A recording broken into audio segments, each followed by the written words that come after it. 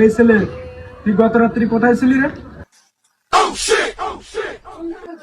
আব্বা ওই দোস্ত বন্ধুর সাথে একটু মানে 31st নাইট উপলক্ষ পিকনিক করছিলাম, তাই একটু বাইরে ছিলাম। পিকনিক করেছিস, ভালো কথা।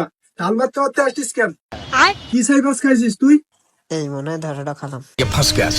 আব্বা ওই হাঁসের গোশ খেলাম আর ওই খিচুড়ি খেলাম, তাছাড়া কিছু খাইনি।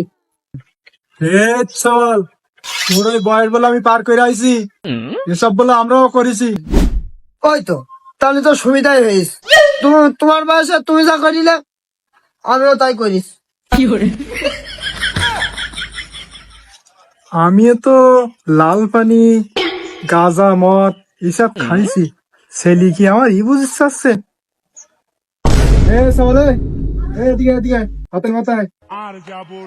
হ্যাঁ তাহলে যাই, তুমি আমার বাদাম খেলো নাকি?